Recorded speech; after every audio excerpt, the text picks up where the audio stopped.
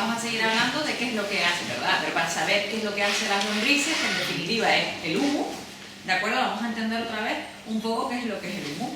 Aunque yo un poquito el otro día les estuve hablando algo por encima de la materia orgánica, para enlazar todo el tema de las lombrices tenemos que seguir comprendiendo qué es esto de la materia orgánica, ¿de acuerdo? Porque lo que hace en ella, el papel de las lombrices en general, después hablaremos de las lombrices que son las específicas para la lombricultura, ¿de acuerdo?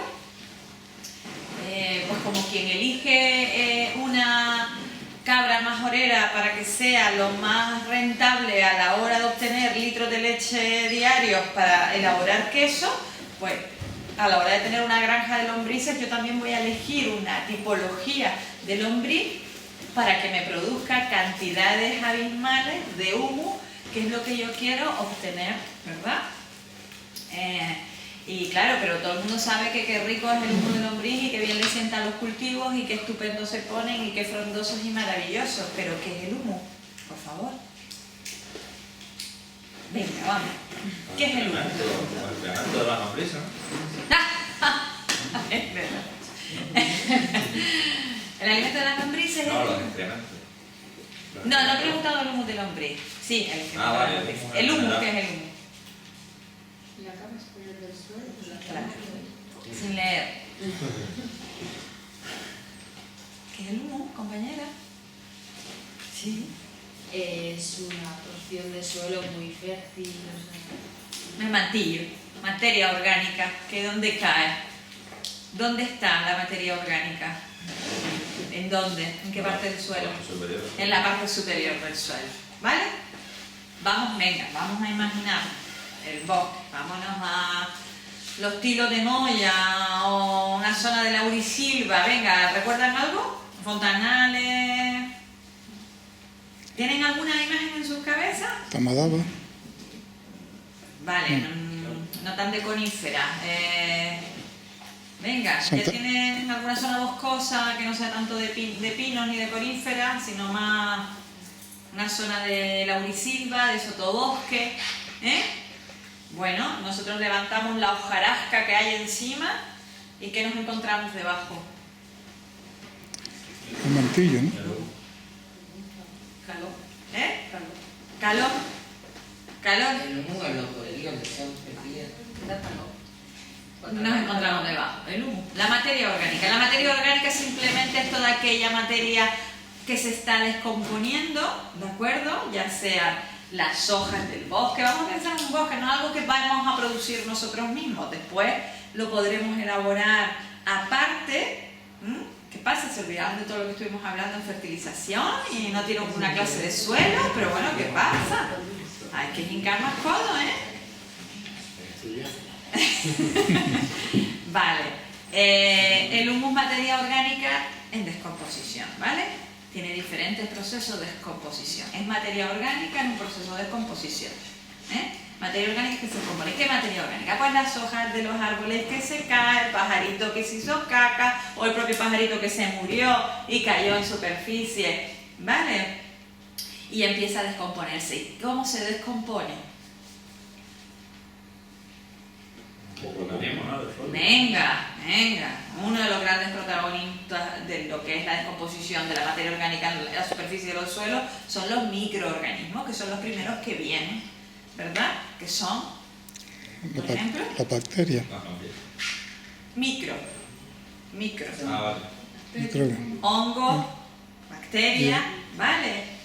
Algunos virus, pero estamos hablando de hongos y bacterias, que empiezan a descomponer esa materia orgánica, ¿sí o no?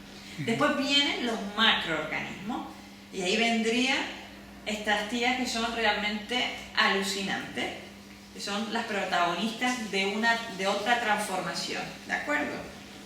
Pero en principio la materia orgánica se descompone en presencia de macro y microorganismos en cualquier suelo, sin que vengamos nosotros a hacer nada. Nosotros ya les explicamos que nosotros no hacemos nada, la mano del hombre o de la mujer no hace nada para que se cree un bosque. ¿Es cierto o no es cierto? vamos nosotros a crear el bosque, o más bien vamos nosotros a talarlo, a quemarlo y a cargárnoslo, ¿no? O sea, nosotros no hacemos que un bosque sea fértil y se cree vida. Esa vida está gracias a los interpenismos, agua, lluvia, sol, materia orgánica, ¿verdad? Crece, y en esa materia orgánica que se encuentra. ¿De qué está compuesta esa materia orgánica?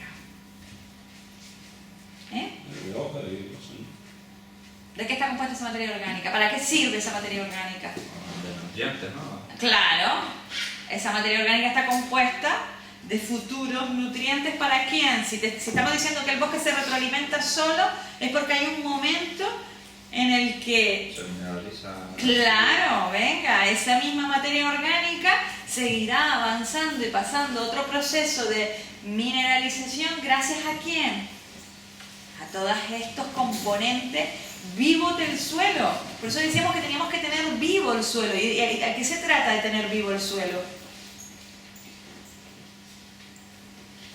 Por ejemplo, en un sistema agrícola, que no es un sistema ecológico en sí mismo, es un agrosistema agrario, ¿vale? Es un agrosistema, ¿eh? No es un sistema ecológico natural como puede ser un bosque. Es algo más, por así decirlo, artificial que hacemos nosotros para reproducir alimentos.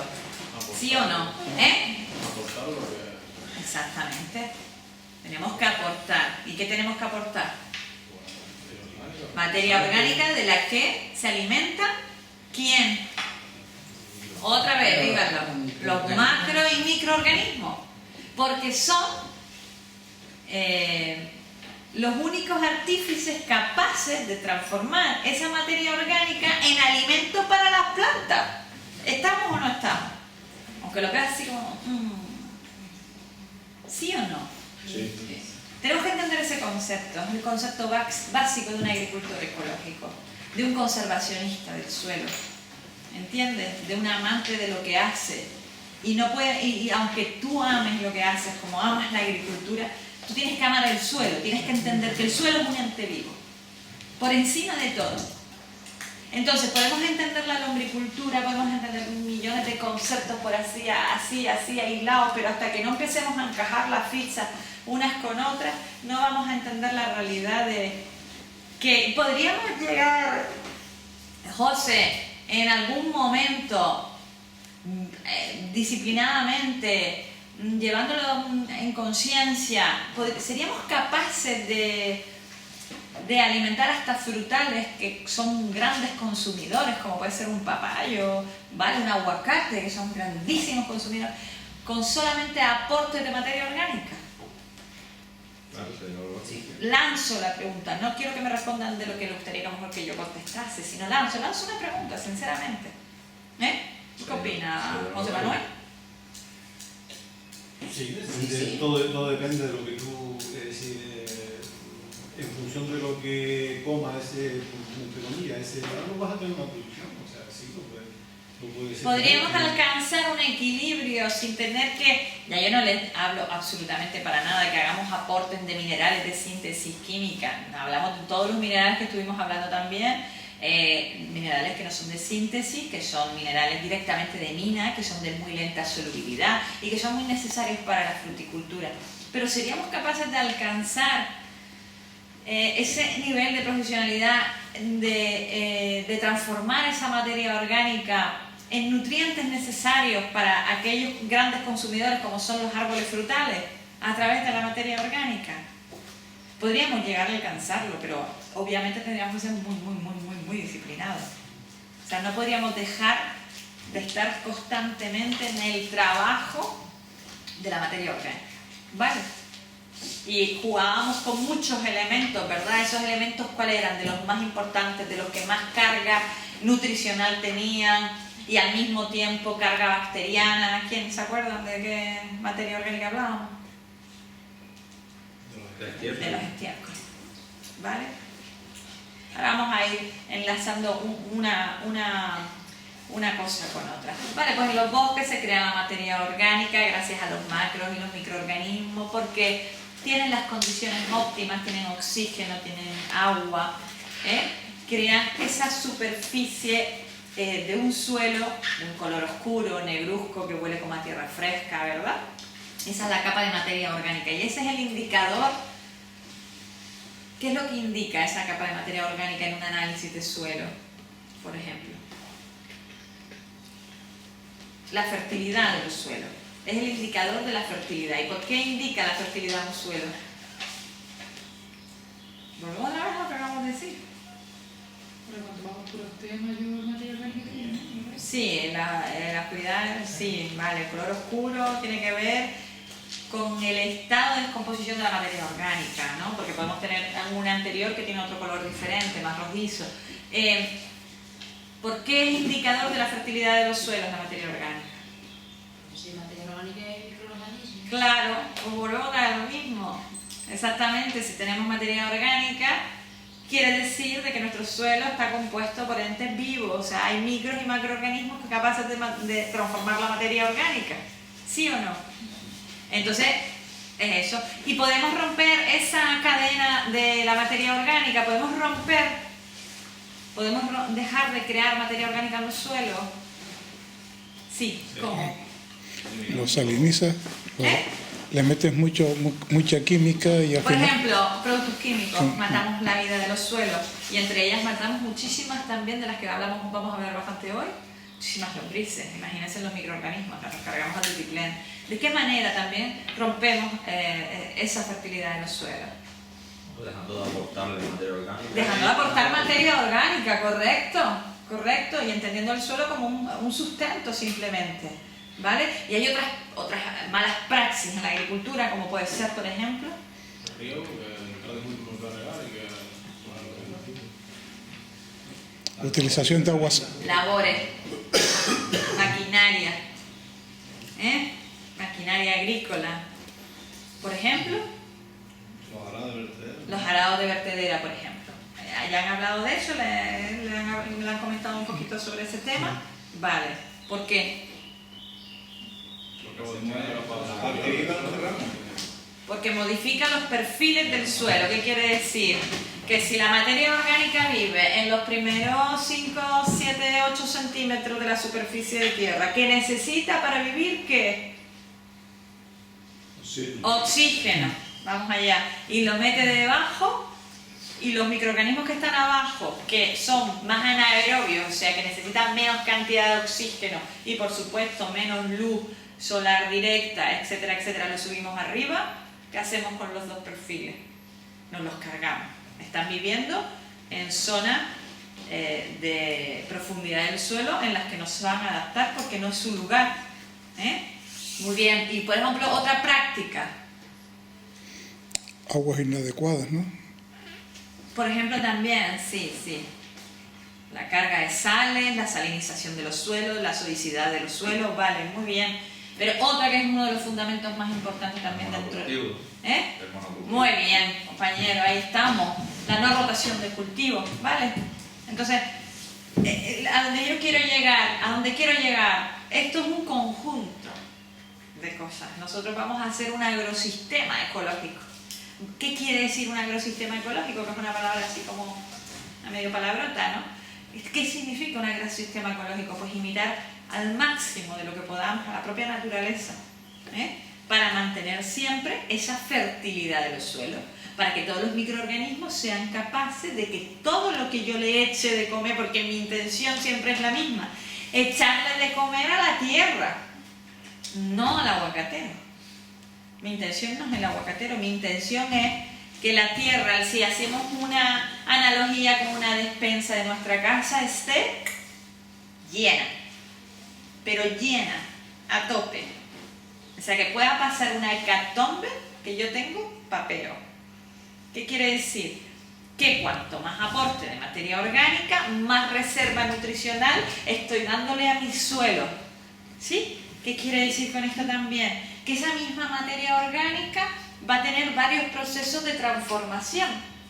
No la primera materia orgánica que vemos en superficie tiene minerales, porque no es así. ¿De acuerdo? Bueno, esa materia orgánica se va a ir mineralizando poco a poco. Y todo eso lo van a hacer los bichitos, así de claro. Básicamente los microorganismos. Los macroorganismos lo que hacen es que trituran, descomponen, parten, y lo que hacen las lombrices ya es un tema espectacular, ¿vale? Que ahora iremos viendo. Beneficios del tema de... Hemos empezado un poquito tarde. Beneficios del tema de la materia orgánica, pues los beneficios son infinitos y van completamente ligados a poder realizar nosotros un agrosistema ecológico.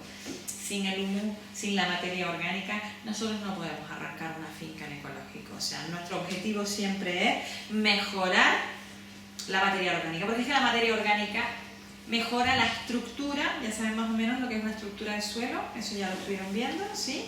Mejora la capacidad de retención del agua, mejora la porosidad y la permeabilidad del agua, o sea que el agua camina por capilaridad, o sea que se va extendiendo a lo largo y no se va yendo hacia abajo. ¿Qué quiere decir eso? ¿Eso es importante o no es importante? ¿Por qué es importante? Para mantener la humedad del suelo. Nosotros tenemos que ayudar, eso es cierto, nosotros tenemos que ayudar a esa materia orgánica a que no se evapore, ¿no? ¿Y cómo la ayudamos? Podemos ayudar tapando, haciendo acolchados, mulching, ¿verdad? Podemos trabajar con otras materias que encima estamos retroalimentando constantemente. No olvidemos que lo que es los acolchados es una de las técnicas más estupendas dentro de la agricultura ecológica, porque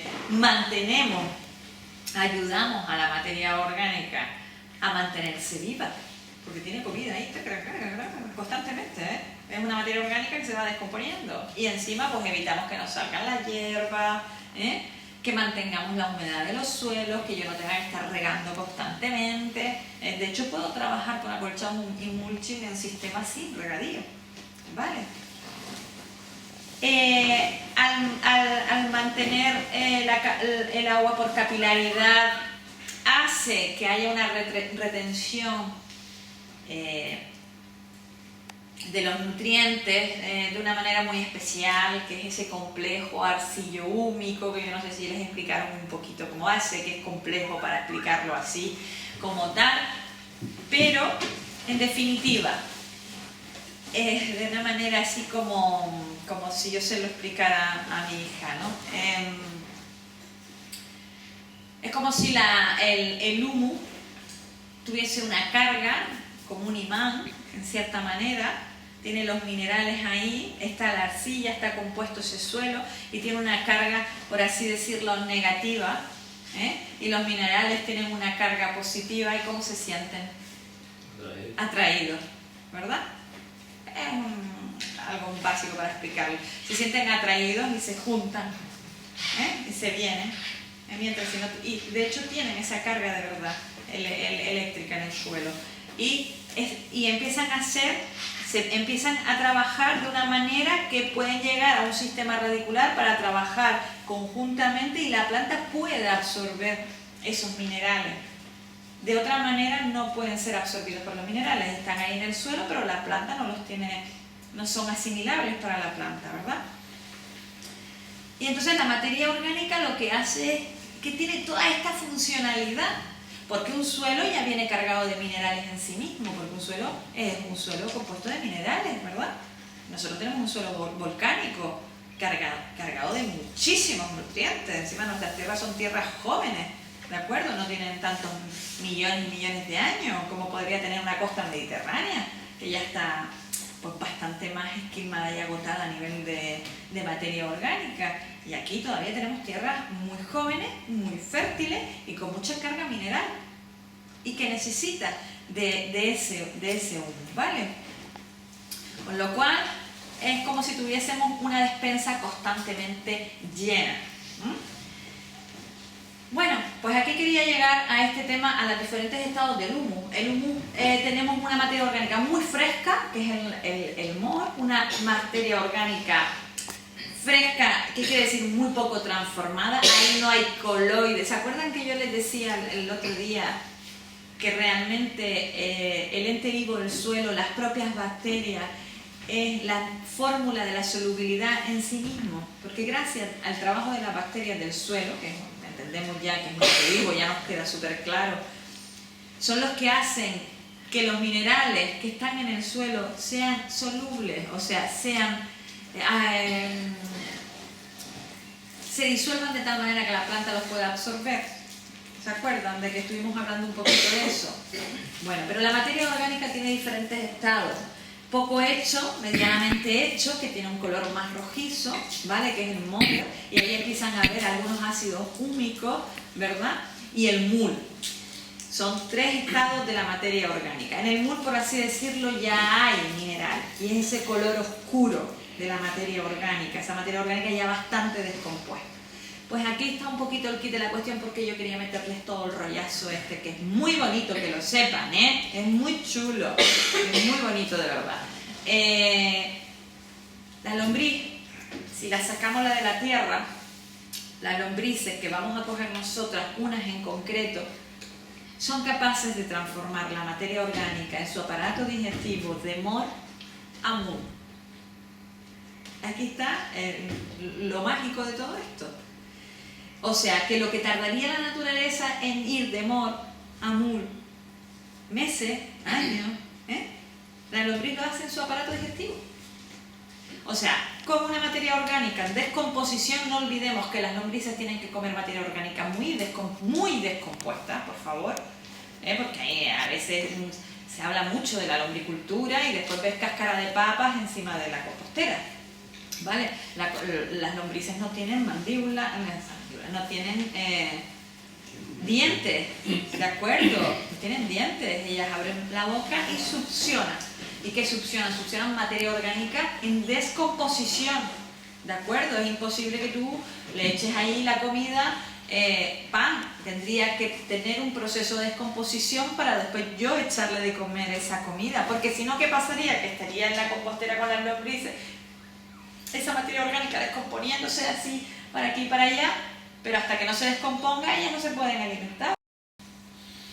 Pero una vez que esa materia orgánica esté descompuesta, abra ella su boca, absorba, se la trague, pase todo su tracto digestivo, porque prácticamente a lo largo de todo ella, y la defeque, y cuando la defeque es mul.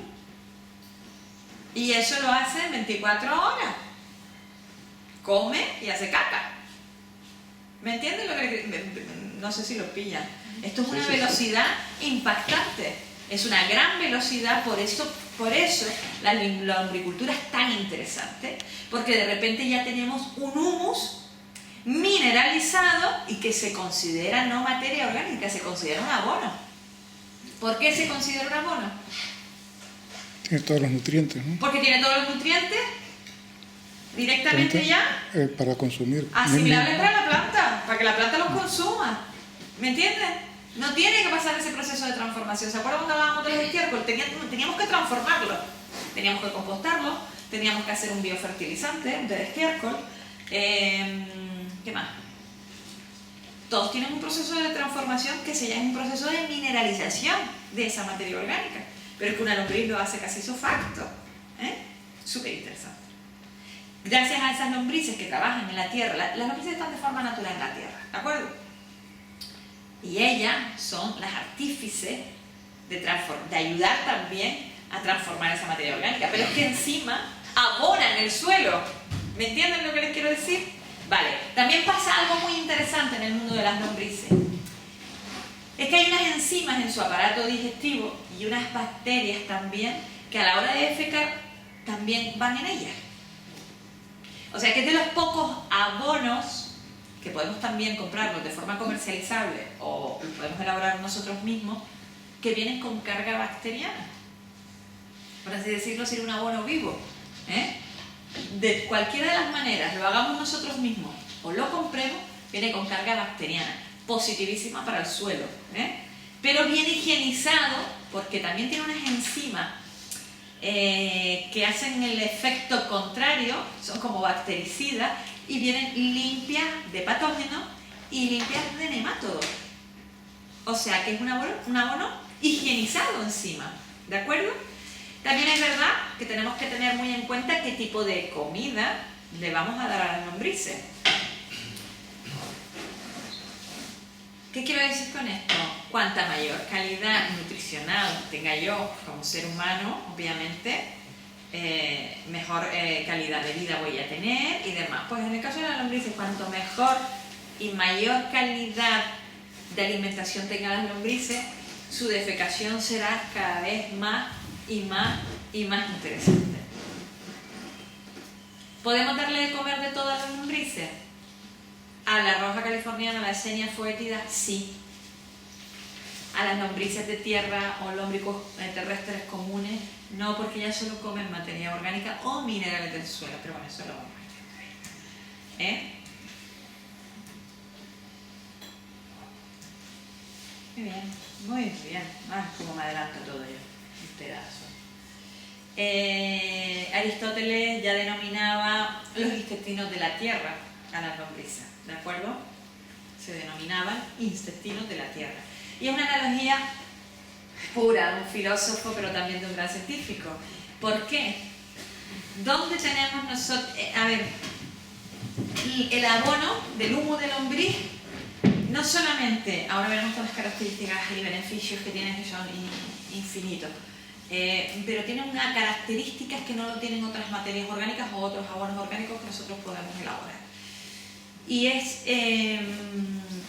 dónde se encuentra la mayor parte del sistema inmune en el ser humano. ¿Alguien sabría? Estómago. Correcto, en el intestino. ¿Por qué? La bacteria. Correcto. Perfecto. Pues sabían que tenemos una analogía absolutamente igual con las lombrices. Es alucinante. Esas bacterias de las que yo decía que a la hora de defecarla son las que el humo de lombriz tiene, aparte de que tiene ácidos húmicos, fúlmicos, nitrógeno, fósforo, potasio, calcio, magnesio, en fin. ¿Vale? Y todo va a depender, esa riqueza nutricional en minerales va a depender de lo que le demos de comer también, ¿de acuerdo? Va a subir los niveles o menos según las chuchas que le demos, ¿de acuerdo? Pero, al margen de eso, lo que va a hacer fortalecer cantidad de los cultivos, que cuando nosotros le metemos un chute de humus de lombriz o le metemos un humus de lombriz sólido, ¿de acuerdo? La diferencia es que enseguida vemos como el árbol, el mato se pone todo ¡guau! Y las hortalizas todas esplendorosas, es que le está aportando inmunidad a través de las bacterias que defecan y empiezan a trabajar juntos con el sistema radicular de las plantas. Esa es la particularidad que tiene el humus de lombriz, que no es poco, que no es poco, ¿vale? Bien. Bien. Y bueno, inmunidad, o sea, refuerza el sistema inmune del mundo vegetal, aporta minerales, aporta elementos secundarios y encima aporta fertilidad a los suelos. ¿Por qué? Porque inocula el suelo con... Venga, qué plasta eres, Ana, de verdad. Con... Bacterias. Venga, microorganismos, va, que cuantas veces más lo repitas casi que me voy a sentir hasta contenta. Sí, inocula con bacterias, porque la defecación es bien en bacterias vivas, beneficiosas para el suelo. Y volvemos y empezamos, y volvemos y empezamos. ¿Me entiendes? Pero encima nosotros somos, porque así somos, unos enterados y unos explotadores. Vamos a coger unas cuantas de ellas y van a trabajar a nuestra disposición.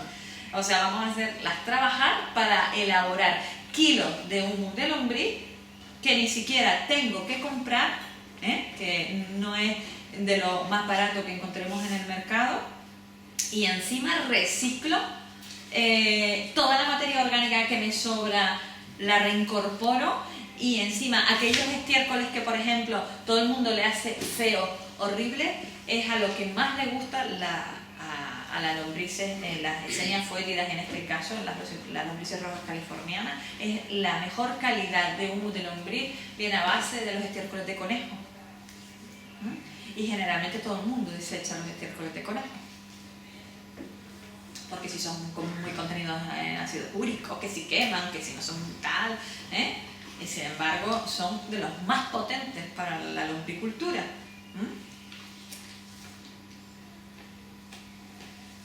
Carga enzimática, carga bacteriana, muy bien. Muy bien. Y bueno, todos estos son los beneficios que, bueno, si quieren, bueno, ya lo saben, si no lo estudian cuando les pase la clase, ¿vale?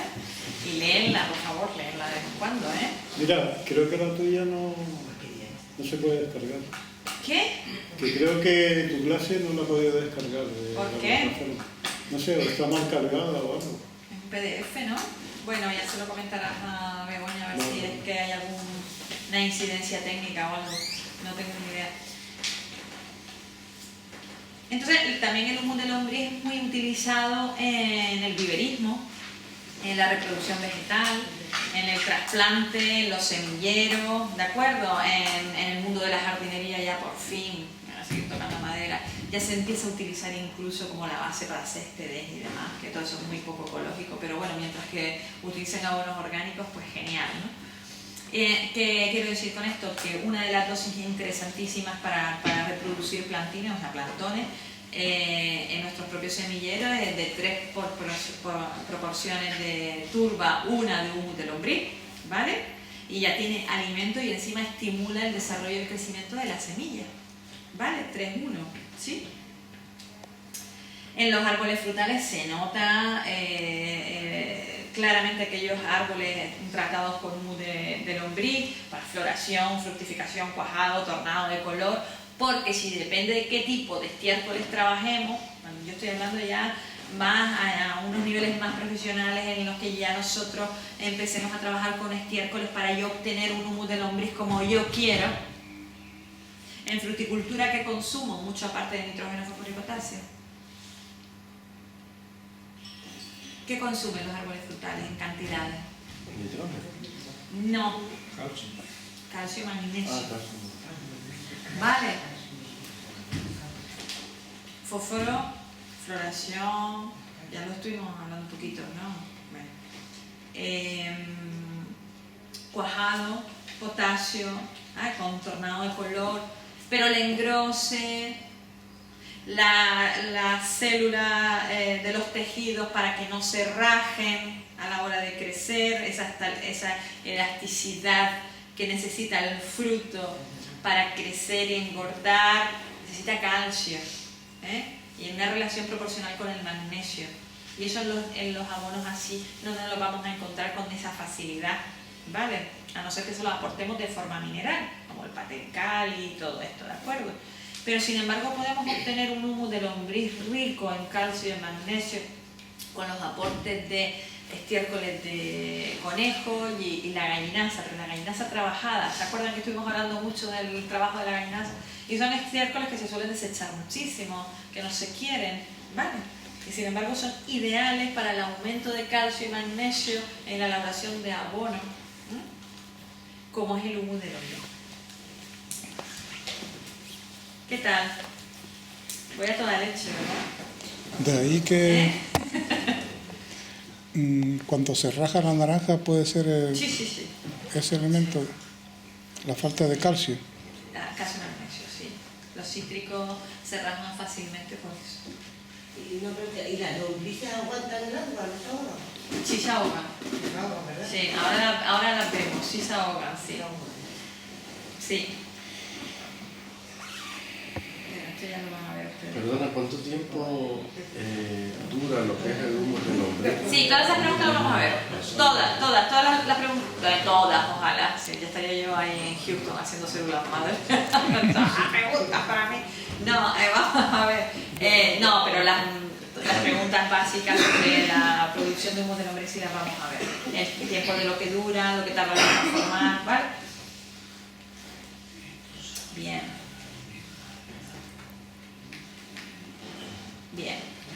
Vamos a ver cómo se clasifican las lombrices, ¿de acuerdo? Y por qué nosotros vamos a elegir las que vamos a elegir. Vale. Las lombrices se clasifican según en dónde viven y cómo se comportan. Estas son las que están en el suelo. En el suelo hay más de 2.600 tipos de lombrices diferentes, ¿de acuerdo? Hay cientos y cientos de ellas y nosotros nos vamos a quedar dentro de la especie de una, que son las denominadas rojas californianas, y veremos el por qué. No son de California, ¿vale? ¿De acuerdo? Se les denominan así y ahora veremos un poquito de su historia. Bueno, las lombrices se clasifican en endógenas, anésicas y epigea, ¿de acuerdo? Vámonos para atrás. Las endógenas viven a niveles profundos del suelo, cavan galerías, ¿de acuerdo? Entendemos, ¿verdad? Las lombrices, cuando estamos con el sacho y sacamos lombrices, eso primero es un síntoma de fertilidad maravilloso. Eso quiere decir que no es una tierra muy maltratada, no está hecha con muchos productos químicos, porque si ella vive en nuestro suelo, eso es una fiesta. El hecho de que tengamos lombrices en el suelo quiere decir que tenemos un suelo fértil, ¿de acuerdo? Y es muy chulo encontrarnos con las lombrices en nuestro suelo, ¿vale? Pueden llegar a haber lombrices de muchísimos centímetros, enormes. Vale, las endógenas viven en una profundidad más hacia entre 20-30 centímetros de profundidad. No desarrollan pigmentos, no tienen ese color rojizo como nosotros conocemos las rojas californianas o las eseñas en general. No tienen pigmentos, o sea, las vemos marrones porque están llenas de comida en su interior, ¿verdad? Ese color grisáceo o así amarronado, no producen pigmentos y se alimentan solamente de minerales que hay en el suelo y de algo de materia orgánica. Cavan galerías, ¿de acuerdo? Las anésicas cavan galerías, pero estas las hacen más en forma de U y en las que están casi todo el tiempo de su vida metidas en su, por así decirlo. Comen también materia orgánica que está en el suelo y minerales también que están en el suelo, viven mucho tiempo en esa U. Y la curiosidad de este tipo de lombrices que son las que cavan, esas hacen que nuestro suelo sea muy poroso, en el que se comunique muy bien el agua, gracias también al trabajo de este tipo de lombrices de tierra. Casi todos los suelos fértiles tienen este tipo de lombrices. ¿Qué hacen? También comen y defecan, con lo cual están humificando nuestro suelo, ¿de acuerdo? Pero son muy poco reproductivas, no pueden vivir en cautividad, son poco reproductivas, ya se lo dije, sí, o sea que se aparean a mucha distancia. En este caso, en las lombrices terrestres comunes se aparean cada 45 o 50 días, mientras que las que nosotros vamos a elegir para nuestra granja se aparean cada 7 días. Otra característica es que tienen movilidad, o sea, necesitan marcharse, ir colonizando los suelos, las lombrices terrestres comunes, las que nosotros vamos a trabajar no. Suben por la noche, a veces se alimentan de materia orgánica, pero nunca por el día en contacto con el sol y vuelven otra vez a su, ¿verdad? Pero bueno, nosotros con las que nos vamos a quedar son con las que clasificaremos como epigea, ¿de acuerdo? Viven en la superficie del suelo. De hecho, son esas las que transforman la materia orgánica, que levantamos cualquier cosa. Bueno, yo en San Mateo levanto cualquier cosa húmeda y allí me salen unas cuantas. Enseguida van un poco de hojarasca o de un cúmulo de materia que se me ha quedado por ahí de hierba seca, humedecida en el invierno, y las vemos y ahí están. Donde hay materia orgánica suelen estar. ¿Vale? Las epigeas viven en superficie. No cavan galerías. Su movilidad es bastante más reducida y su reproductividad es muy acelerada.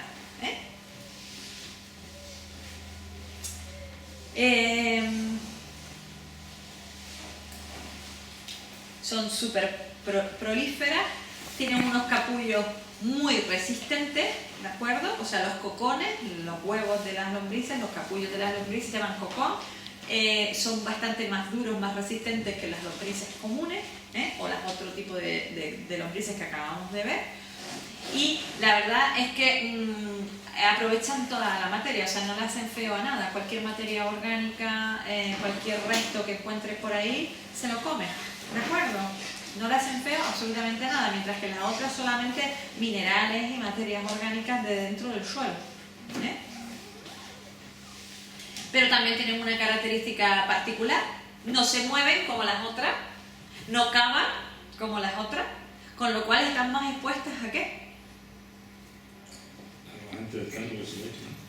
A los agentes externos, Y que mueran. y a que mueran y a Ya que se las maman las gallinas. los depredadores. Correcto. Los mirlos. Por eso son La Epigenia. naturaleza es que es muy sabia, aquí nadie ha inventado nada, aquí solamente picamos codo, estudiamos y poco más, y observamos, estamos siempre observando, pero no inventamos nada. Por eso son tan reproductivas, por eso se reproducen tanto, porque están muy expuestas a que cualquier depredador se las zampe. Así de claro, pajaritos por un tubo que solo comen lombrices, orugas, gusanos, lagartas, ¿verdad? Lagartijas de verdad, ratones, musarañas, ratas, están expuestas a muchísimos depredadores, con lo cual son muy prolíferas, ¿de acuerdo? Vale, bien. Bueno, y en la lombricultura, las especies de mayor interés, son las esenias, generalmente las esenias, y en particular las esenias foétidas, aunque tenemos otro tipo de esenias y las tipo híbridos, que son una mezcla de ambas dos, del Lombricus rubellus, y suelen haber unos híbridos también. Bueno, estas son las especies más vendidas y más utilizadas, vendidas porque se pueden comprar, ¿vale? Y podemos montar nuestro núcleo de lombriz, nuestra cunita, nuestra historia, que es por la que hemos venido aquí a hablar, no para toda la plasta que le he echado encima, ¿no? Son las que más se utilizan, pero no es porque sí, no es al azar, ¿de acuerdo? Nada es al azar. Aquí hay muchos ensayos con respecto a las lombrices y se han detenido los ojos en la esenia foétida por las características específicas. Muy reproductiva, muy reproductiva. Se está apareando cada 7 días. Es muy reproductiva. Es muy glotona, o sea, se lo come todo. ¿De acuerdo? Y aparte de que se aparea cada 7 días, es que es muy fértil. Ahora vemos las diferencias entre una y otra para que vean ustedes si tenemos que elegir esta o no tenemos que elegir esta. ¿De acuerdo? La cuestión es que, vamos a ver, yo voy a poner una granja de gallinas ponedoras. ¿Qué gallinas pongo? Las ponedoras, las mejores. Las Isa Brown, ¿verdad? Normalmente sí, porque mi objetivo es producir, ¿no? ¿De acuerdo? También puedo poner las gallinas de la tierra y puedo hacer una mezcla, puedo hacer un amateur con ciertas cosas y un curioso. Bueno, pues venga, vamos a poner la Isa Brown, porque todo lo que sea así con nombres ingleses no gusta. Pero vamos a suponer que lo dije antes, yo estoy en la cumbre, me voy a coger un rebaño de cabra. ¿Qué cabra me voy a coger? Si estoy en la cumbre, ¿qué cabra me cojo? De cabra no sé nada. La pelúa. Vale, no vas mal. Vale, no vas mal. Sí, señor, la pelúa. Porque hace mucho frío. Claro, me iría más a una chicharrera que está adaptada a las zonas de cumbre, húmedas, frías, y evitaría más una majorera porque me dejaría de dar leche por causa del frío. O se pondría enferma, que esa la elegiría más para costas. Bueno, pues vale, tampoco le pregunto nada. En definitiva, cogemos las esenias foétidas porque son muy productivas. Es una elección para una granja, ¿no? O el pollo de engorde, cogemos los boilers, los blancos, esos que engordan enseguida, ¿no? Porque queremos obtener kilos de carne, ¿no? Pues esto es lo mismo. Bueno, esto es una curiosidad que sí que me gustaría que la viésemos así muy por encima, ¿de acuerdo? Que son las etiquetas que vienen en los humus de lombriz comercializables. Varias de ellas son de Adrián, del tema de Finca Viva, que es uno de los chicos que se ha puesto a elaborar humus de lombriz aquí en Gran Canaria en grandes cantidades. Bueno, una producción digamos intermedia, pero que no está nada mal, que está aquí debajo del puente de Silva, y él es el que, no sé si es el único, pero bueno, es el que vende los núcleos, ¿de acuerdo? Creo que es el único que está vendiendo, claro, tiene sandas, tiene registro sanitario, tiene todo, ¿vale? O sea que bien. Y está vendiendo un humus bien, de calidad también, pero nosotros vamos a comprar las de lombrices, ¿verdad? Que es lo que nos interesa. Mucho las lombrices, ay mi madre, hoy cómo lo vas a pasar. Bueno, pues por ejemplo vamos a hacer una visualización un poco por encima. Materia orgánica al 40%. Esta es una de las de lombricores, esta de península, ¿vale? Pero bueno, muy bien en nitrógeno, muy bien en fósforo, muy bien en potasio, pero también nos vamos al calcio y al magnesio, que probablemente sea por los tipos de estiércoles que les echan de comer a las lombrices, ¿de acuerdo? Esto lo podemos ver con más calma.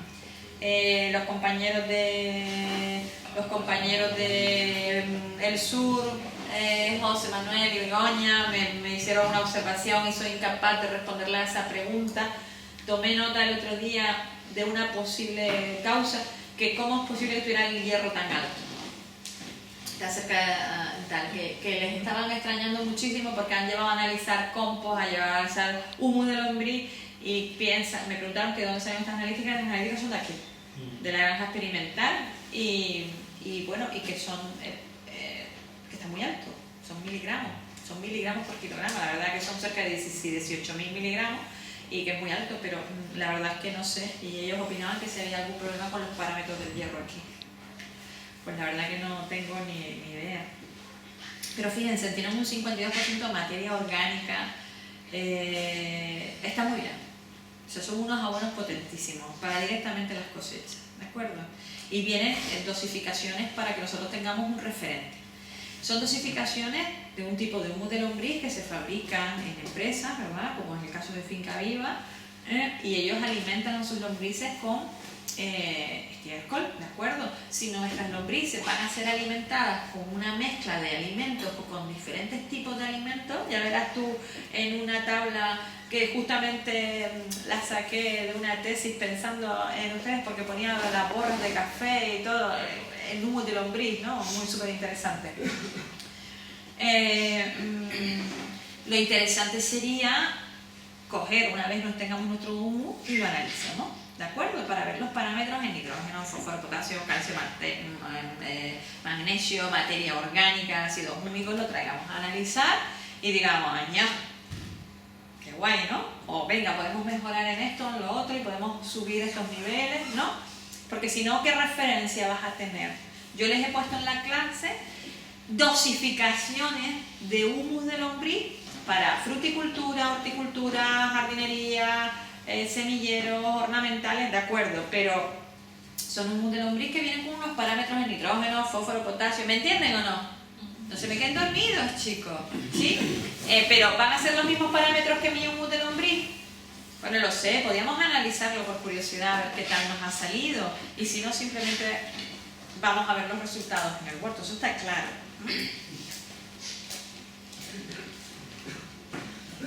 Es otro que venía con el hierro así hasta por los aires, pero bueno, no lo sé.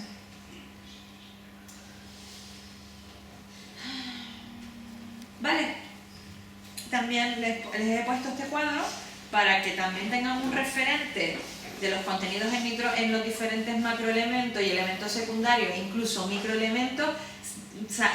Si utilizamos diferentes tipos de estiércol, y también incluso hay un de desechos orgánicos del hogar, que son los restos de las mondas, ¿de acuerdo? No puede haber nada con aceite, nada frito, ¿de acuerdo? Nada, que no se le echaría ni un compost tampoco, sería lo ideal con respecto a las lombrices, pero sí los restos de comida, ¿verdad? También tenemos unos parámetros con restos de comida y incluso solamente con borras de café, hay diferentes parámetros. Tenemos si le damos de comer con estiércol de vaca, con cabra, con conejo, ¿vale? ¿De acuerdo? Y tengamos una idea. A ti que te sobra en la finca, restos de cosecha, estiércol X, pues ya por lo menos tienes un parámetro para decir, bueno, mi humus vendrá saliendo más o menos así de nitrógeno, así de fósforo, así de potasio, así de calcio y así de magnesio, ¿sí? Y si hacemos una mezcla y lo que queremos es meter mano y seguir con nuestra alquimia, pues ante la duda lo podemos llevar a analizar, a ver si nuestro abono es un abono potente, ¿no? Por curiosidad, ¿no? Vale, cosas a tener en cuenta, ¿vale? Cosas a tener en cuenta, chicos. ¿Dónde elegimos el lugar? ¿Tienes calor, Rey? ¿Tienes calor? Ahora mismo nos vamos por fuera. Vamos al aire libre, que es donde tenemos que estar. Venga, pero bien, ¿estamos entendiendo? ¿Sí? Vamos. Te explicas muy bien. Yo creo que el copy también tiene calor más que otra cosa. Ahora voy a pasar arriba. No, yo por una me parece, gracias. No, por una sin gracias. Antes.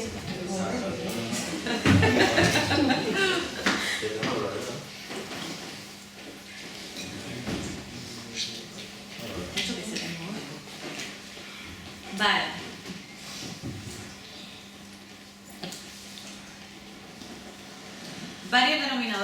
común, ¿de acuerdo? Entonces ya hemos alcanzado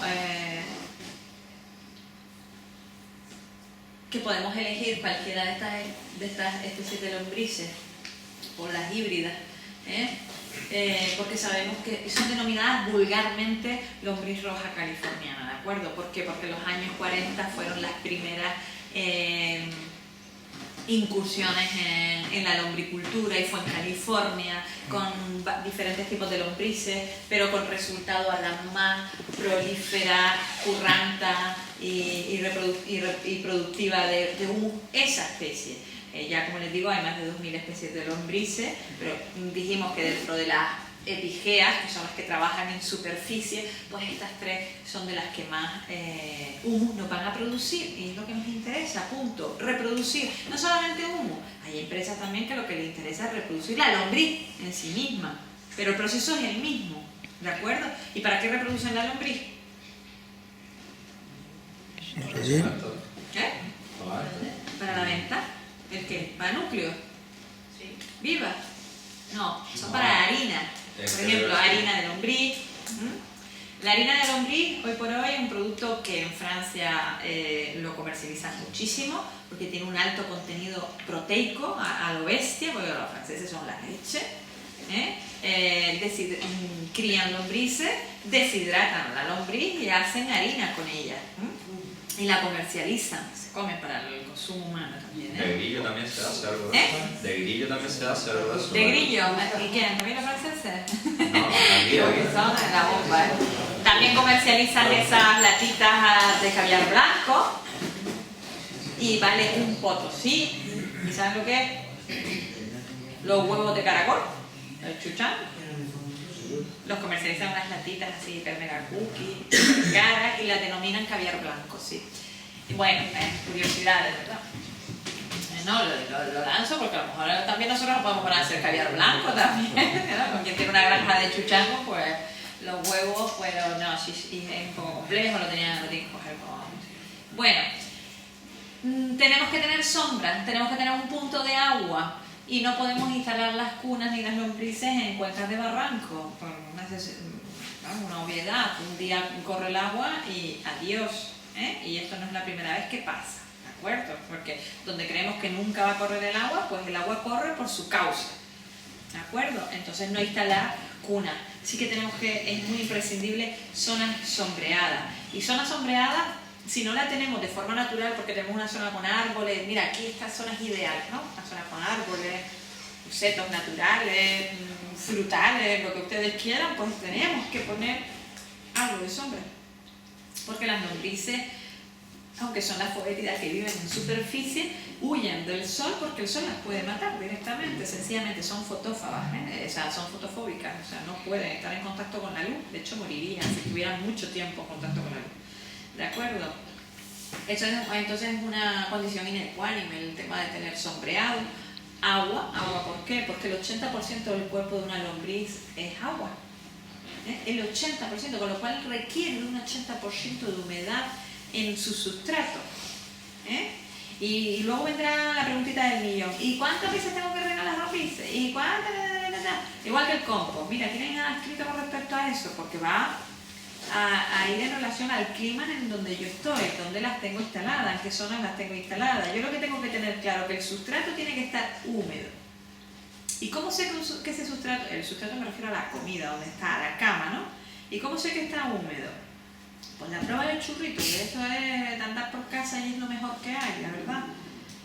Coger la materia orgánica, como decía una luna, que se aprietan las tranculos, digo, bueno, entonces se quitan las lombrices, y coge la materia orgánica, aprieta, si me chorrea agua, ¿qué hay?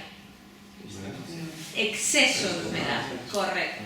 Yo cojo, me chorrea, o sea, me cae por aquí de la mano, hay un exceso de humedad, las podemos matar por exceso de humedad, las podemos ahogar por exceso de humedad. Si yo cojo la materia orgánica, aprieto y a lo mejor solo me sale un poquito por aquí por el puño, abro y la materia orgánica se ha quedado con la forma de mi puño, esa es una humedad perfecta. Si yo cojo la materia orgánica o la comida o donde tenga yo la cuna, cojo, aprieto, abro y se deshace, se desmorona, está seco. y mueren si no les aportamos materia orgánica. Más que los depredadores mueren por las condiciones, por la falta de alimento, por la falta de humedad o el exceso de humedad. Y en caso de exceso, ¿qué tendrías que hacer para...? En caso de exceso tendrías que secar de alguna manera, levantar un poco la cuna, meter paja abajo, serrín, que absorba, lo que sea que absorba.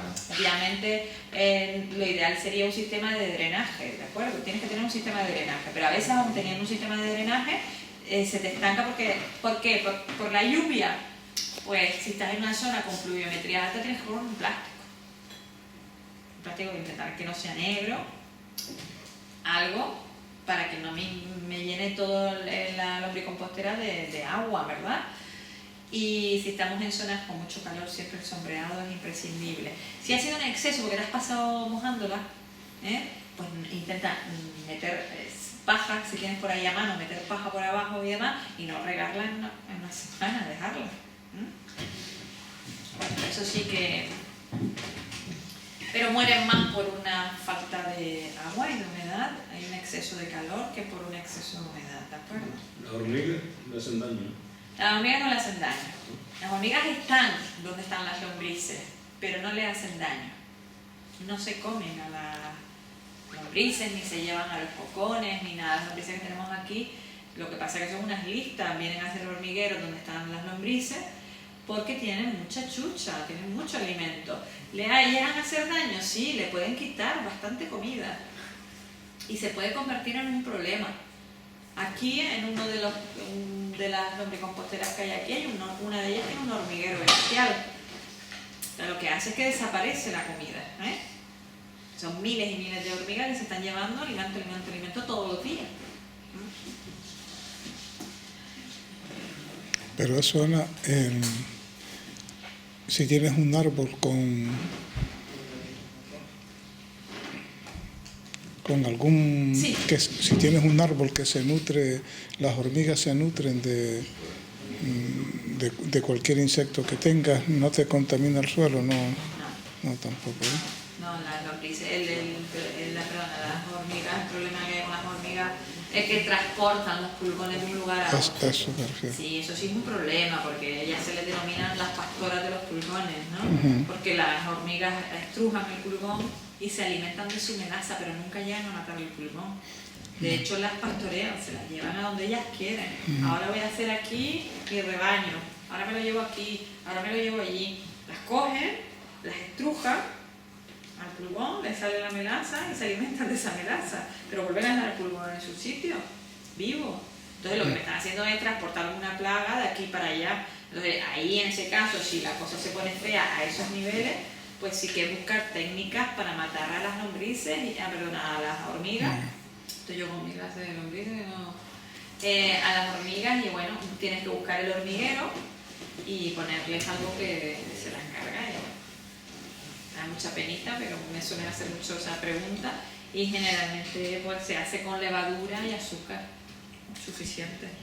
Levadura y azúcar, buscas el hormiguero, le pones levadura y azúcar en la boca del hormiguero, y ya van a venir todas como locas al azúcar. Y al ingerir la levadura, tiene que ser una levadura madre, tenemos que ir a buscar una levadura madre, no la típica levadura de esa de Royal, nada, tenemos que buscar levadura madre, que la masa va a crecer y la estalla, muere. Matamos el hormiguero, definitivo. Bueno, vamos a ver, descripción y medio de vida. Ellas viven, las esenias foétidas, en climas templados, con lo cual el nuestro es maravilloso y estupendo para ellas. Tiene una temperatura corporal de 18 a 20 grados, con lo cual sería una temperatura también ideal como tener como referente, ¿verdad? De color rojo, de un color rojo oscuro, otras que tienen un color más rojizos, más chillones, ¿verdad? Y su cuerpo es metamerizado, que quiere decir los anillitos. ¿De acuerdo? Son lombrices pequeñitas, ¿sí o no? Las esenias foétidas, las rojas californianas o los híbridos son pequeñas, no son grandes, miden un máximo de 8 a 10 centímetros y respiran a través de la piel, por eso es importantísimo no encharcarlas. ¿Por qué? Porque inspiran el oxígeno y desprenden el dióxido de carbono a través de la piel. Tienen pulmones ni sistema respiratorio. Su sistema respiratorio es a través de la piel. otra curiosidad bastante interesante, ¿vale? Esta es una parte muy importante de las lombrices, que es el clitelo, y que veremos ahora por qué es tan importante, y ahí podremos ir observando. Lo estás pasando mal, no te gustan las lombrices, es una parte muy importante porque ahí es donde están los aparatos reproductores, porque las lombrices son...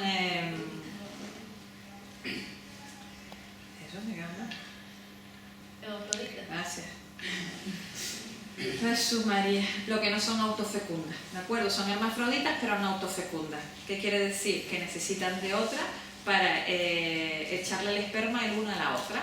O sea, todas las lombrices tienen el aparato reproductor femenino y masculino en la parte esa engrosada de los anillos, en el clitelo, ¿de acuerdo? Pero aún así se tiene que aparear porque necesita fecundar con el esperma, es lo que se echa. Pero ambas dos van a tener el huevo, ambas dos van a tener el cocón, ambas dos van a reproducirse, ¿de acuerdo? Las temperaturas óptimas para la lombricultura es entre 10 a 30 grados, pero sobreviven de 0 a 40 grados. ¿Qué quiere decir? ¿Qué es lo que pasa de 0 a 10 o de 30 a 40? Pues que no mueren, pero se ralentizan, entran en letargo, no se alimentan bien, no se aparean, no copulan, se paran su reproducción. Pues son temperaturas muy desfavorables para ellas. Por debajo de 0 grados morirían absolutamente. Y por encima de 40 también.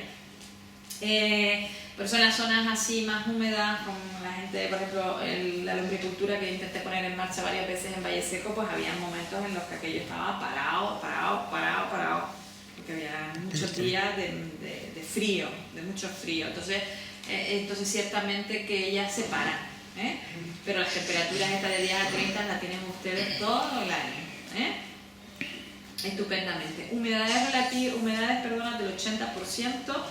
Se comportan muy bien en pH neutro, pero eso no quiere decir que se mueran en pH ácidos o en pH básicos, ¿vale? Pero lo ideal sería entre 6,5 a 7,8. De hecho, ellas, en los suelos que están con aportes de humus de lombriz, llevan hacia la neutralidad de los pH. De hecho, las deyecciones de lombrices son neutras, son un pH neutro, generalmente. Vale, las características particulares de la Eschenia foetida. Aquí está el kit de la cuestión. Es que son súper longevas, duran hasta 16 años, mientras que una lombriz terrestre dura 4 años a todo reventar. Vale, son súper prolíferas, como le hemos dicho, ¿verdad? Son hermafroditas aunque no autofecundas. Es súper interesante. De mayor yo quiero ser una lombriz, ¿no? Es muy interesante. Son muy voraces. Toda la materia las compone. Están todo el día comiendo, ¿verdad? Todo el día comiendo. Y encima esta tiene una particularidad impresionante, que es que ingiere su mismo peso. Y eso es lo que nos va a hacer calcular también a la hora de darles de comer. Una lombriz adulta, una Eschenia foetida, una de las denominadas vulgarmente lombrices rojas californianas, pesan aproximadamente 1 gramo. ¿De acuerdo? Un núcleo de lombriz viene... vale, pues tú dices, ¿cómo es posible que sepan cuántas lombrices trae un núcleo? ¿Va a estar contando de lombriz en lombriz para venderme el núcleo de lombriz? Vale, si sabemos que una lombriz pesa 1 gramo, pues yo te vendo un núcleo que tiene 1 kilo, o sea que hay 1000 lombrices, ¿de acuerdo? 1000 lombrices. Vienen cocones, vienen lombrices chiquititas, diferentes estados biológicos fisiológicos de las lombrices, o sea que recién nacidas, todavía sin ser adulta, huevos, vienen muchísimos más, pero ellos contabilizan las adultas que te venden, ¿de acuerdo? Entonces, comen su mismo peso. Si una adulta pesa 1 gramo, come 1 gramo diario. Y si yo arranco mi pequeña cuna de lombriz con 1000 lombrices, ¿con qué tengo que montar? Con 1 kilo. Con 1 kilo de comida al día. Diario. ¿Vale? Ya estamos hablando de varios datos muy importantes para después nosotros hacer nuestro pequeño proyecto o nuestro gran proyecto, ¿vale? Esto es viable para ambos dos proyectos, para dedicarme solamente a hacer humus de lombriz o para hacer humus de lombriz para mi parcela, ¿de acuerdo? Tiene 2 vertientes, una vertiente de empresa, de negocio, es una vertiente de autoconsumo, ¿de acuerdo? Ambas dos, muy interesantes, ¿por qué no? Bueno, un aparato mucho, muy primitivo, un respiratorio muy primitivo, que dijimos que lo hacían a través de la piel. Bueno, pues curiosidades, 5 corazones, un par de riñones, en fin, muy curiosa ella. Esto sería una de las fotos de las fases de acoplamiento, pues en esa zona de citelo justamente encogen absolutamente, por eso tienen ese tema metamerizado, ¿no? Las anillos se encogen y se acoplan una a la otra y se quedan justamente el critero con el critero, una a la otra el esperma y ya está. Fuera, cada una sigue por su lado y después ya crían a los hijos juntas, ¿no? Eso parece una nave de esas de acople de... Sí, la verdad que sí, ya estamos. Ya estamos, sí. Vale, pues sí, sí. Más o menos, el otro día le hicimos mis alumnos ahí, todos privados, ¡ay, a ver! Que le habían hecho un vídeo ahí a las lombrices ya en plena faena. Digo, muy bien, qué divertido. Eso es súper chachi porque ellos entienden que era muy importante porque el hecho de que hay una cópula de un núcleo nuevo, porque el que le voy a enseñar tiene 3 semanas nada más, es súper importante porque quiere decir que han aceptado el alimento, han aceptado el entorno en el que las hemos metido y ya es tan primitiva que ya puede reproducirse, que quiere decir que el entorno en el que se va a desarrollar sus crías van a sobrevivir, pues como todo en el reino animal, ¿verdad? Y en el vegetal también, es interesantísimo. Bueno, venga, va, no nos vamos a ver el místico. Estamos en el individuo adulto, ¿sí? El engrosamiento en el engrosamiento del anillito, ¿sí? Eso también nos va a dar a nosotros una referencia de si ya está en época reproductiva, está en un estado adulto, ¿verdad? Vale, ya está. Y ella ya es adulta, busca a otra compañera para parearse, y en 2 días, cada 7 días ellas se aparean, o sea, que ellas nada más que comen y se aparean, o sea, viven súper felices. A los 2-3 días cada una suelta 2 capullitos que se llaman cocones, ¿de acuerdo? Aquí está, el capullo. Ahora los verán, los vamos a identificar visual. Yo no quiero ni siquiera que hagamos una práctica de nada, porque eso realmente ustedes, cada maestrito tiene su librito, pero que sean capaces de identificar todas las partes de la lombriz, la pequeñita, la cría, la recién nacida, el capullo, la adulta, la que ya está a punto de aparearse. Es muy interesante porque a partir de ahí puedo saber yo en qué estado está mi núcleo de lombriz, ¿sí? En el capullo, a los 15-20 días de ese capullo eclosionan. Pone de 2 a 3 individuos porque esto es genérico, ¿vale? Esto es genérico. En el caso de las lombrices rojas californianas, de la Xenia foetida, son de 2 mínimo por cada capullo y dijimos que cada lombriz pone 2 capullos, ¿vale? Pone 2 cocones y de cada cocón sale de 2 a 20 lombrices. Depende si ha habido una buena fertilidad del capullo. ¿Me entienden lo que les quiero decir? Y si las condiciones son realmente óptimas.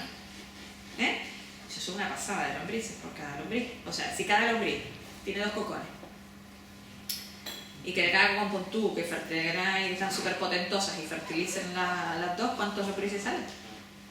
40. A la semana no, cada mes y poco, ¿no? Porque entre que se acoplan los 3 días para soltar el capullo y para después la eclosión de los capullitos que salen las lombrices, al mes y poco tenemos el doble y el triple poblacional. ¿Estamos o no estamos? Una pasada. ¿Voy a coger esta o voy a coger la Lombricus terrestre? O sea, yo lo tengo claro. ¿Sí o no? Vale. ¿Me vas a preguntar? Y eso, y vuelvo a empezar. Y tiki, como también.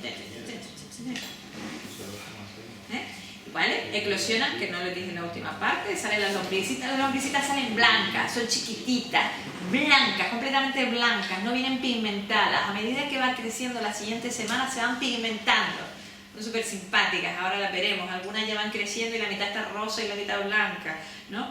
Y van creciendo y se van desarrollando, van engordando, y después, a partir de entre los 45, hay literaturas que dicen de ambas dos, por eso dejan los parámetros, porque algunas alcanzan su madurez sexual antes que otras, como todo en el reino animal también, pues la media es entre 45 y 90 días, ya son adultas otra vez.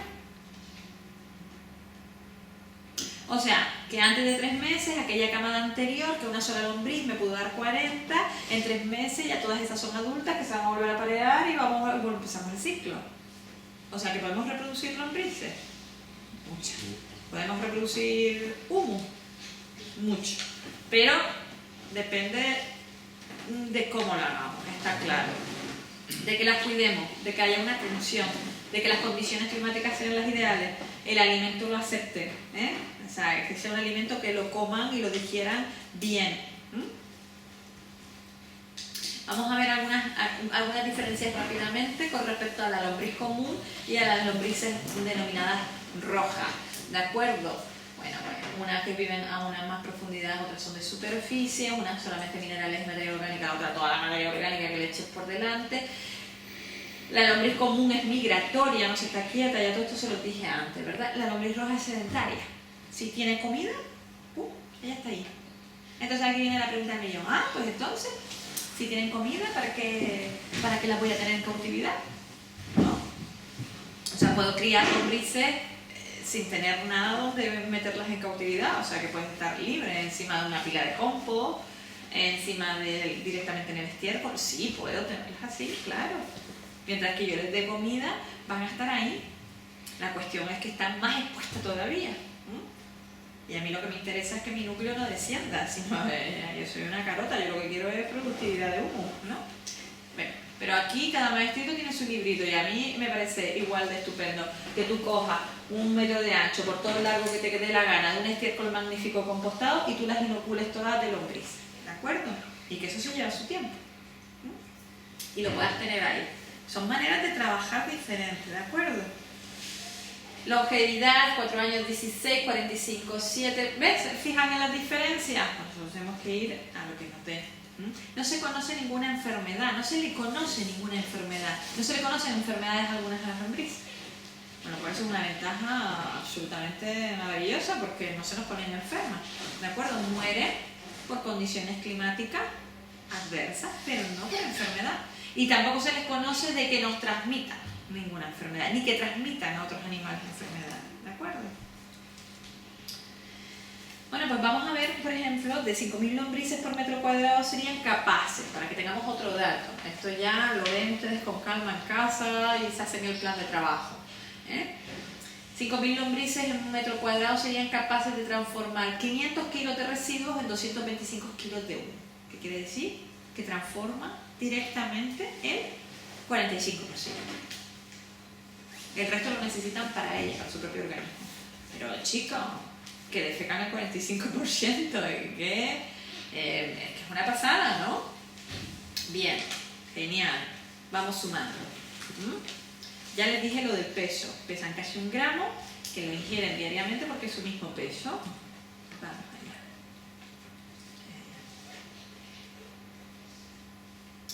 Cada año la lombriz adulta puede generar 1.500 lombrices. Una sola lombriz puede regenerar el núcleo que compramos inicialmente, que suele rondar unas 1.000, 1.200 lombrices. Vale, esto es un cuadrito que pone aquí contenido en proteínas y me va a decir eso qué es, pues porque también hay tablas para el tema de las harinas de lombrices.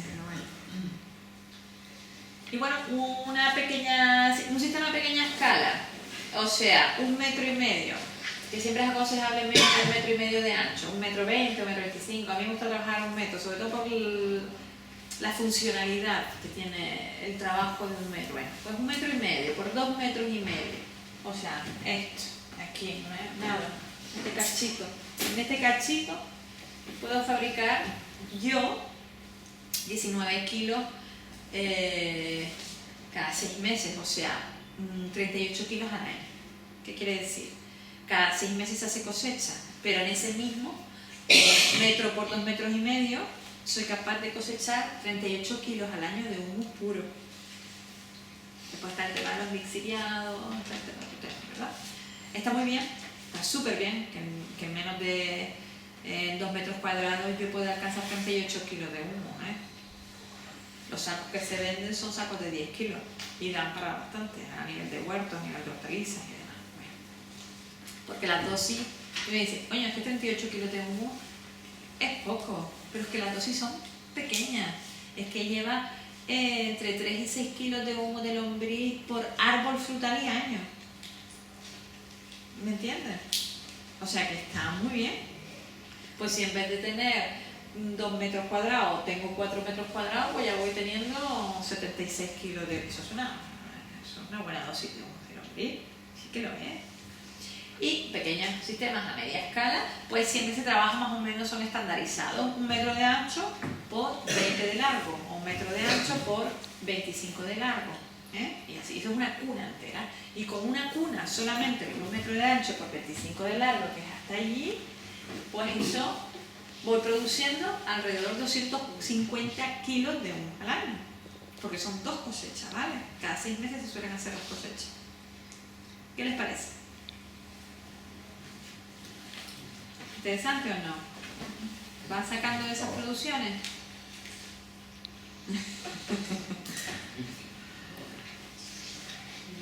Denominadores en común. Denominadores en común. Aireada, húmeda, sombreada. Básico. Más importante incluso que los propios depredadores. Somos nosotros los que nos cargamos más los núcleos de lombriz que los depredadores. ¿De acuerdo?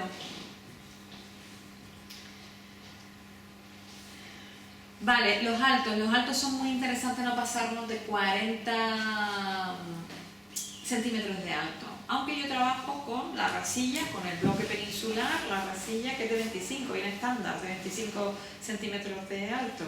Y trabajo muy bien con la racilla, ¿por qué? Porque es un bloque de barro que mantiene un montón la humedad en las paredes. Entonces cuando a veces hay problemas así de demasiado calor, pues se pegan enseguida a los bordes y todo va bien, no hay baja, ¿eh? Y son de 25 y también funcionan muy bien las cunas con menor altura. Las podemos trabajar en suelo o podemos trabajar en altura, ¿de acuerdo? Muy bien.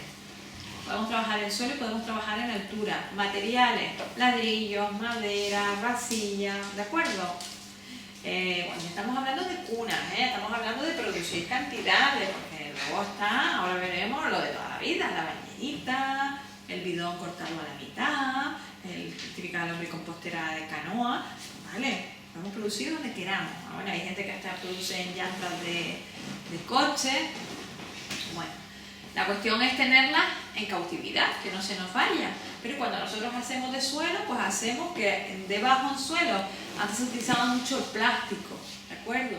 Pero el plástico mantiene mucho la humedad, es verdad, pero no drena, ¿eh? Entonces, a mí me gusta mucho más trabajar con las mallas geotextiles.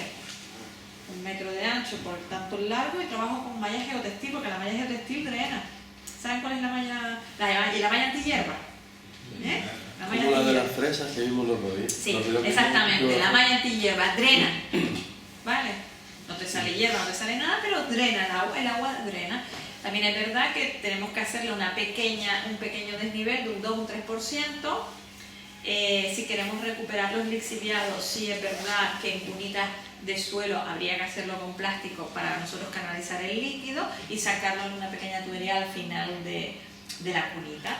Porque en el caso con una malla geotextil y no drenar, pues el lixiviado se pierde ahí, ¿de acuerdo? No se recupera.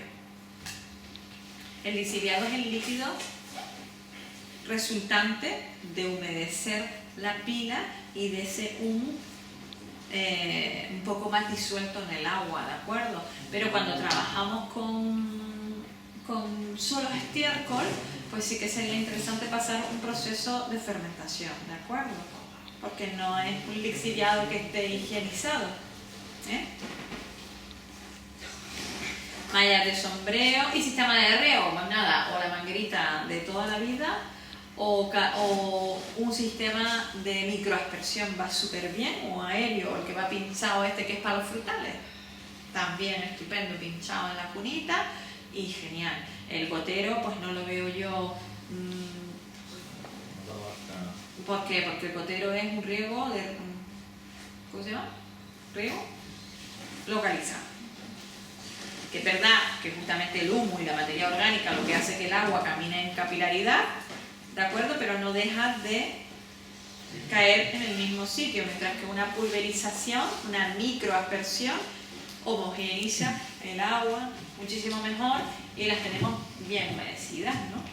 Y si no, con la manguera de jardinería de toda la vida, vamos a ver. Y si tenemos una mini compostera con el fiki-fiki, eso sería lo estupendo, ¿sí?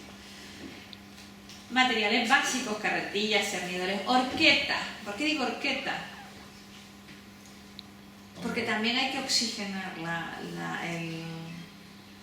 cuna, ¿vale? Hay que oxigenarla, porque a veces el humo que se va fabricando, pues se va quedando así como muy apelmazado, ¿de acuerdo? Y ellas ¿por dónde respiran? Por la piel. Si no oxigenamos de vez, no digo voltear como haríamos con el compost, no. Trabajásemos siempre con cubierta de estiércol, después paja. Sí podríamos inocular las parcelas en las que estamos trabajando y las tenemos ahí viviendo. Porque siempre tienen materia orgánica, agua, humedad, oxígeno. ¿Me entienden lo que les quiero decir? Y es otra forma de trabajar.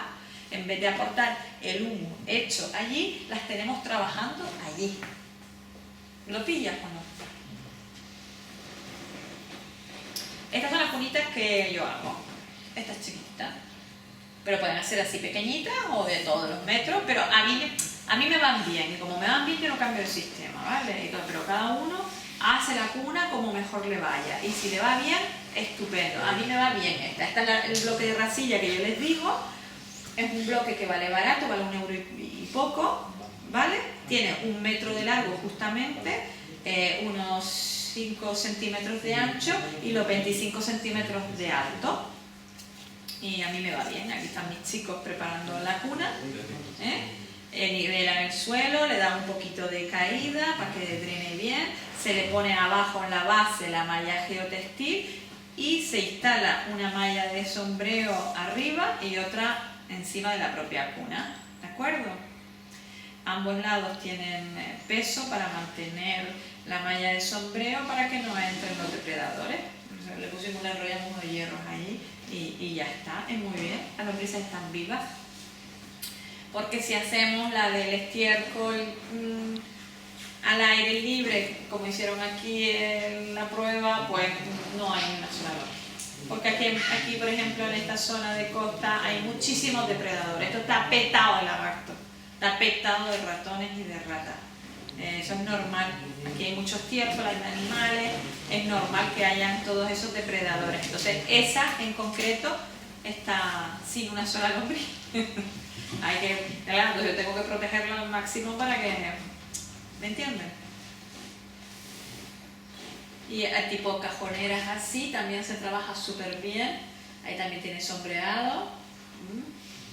Y siempre la materia orgánica encima. Y después sería ideal que después de echarles de comer yo le pusiera paja también, ¿eh? O algo que las tapara. Con ladrillo.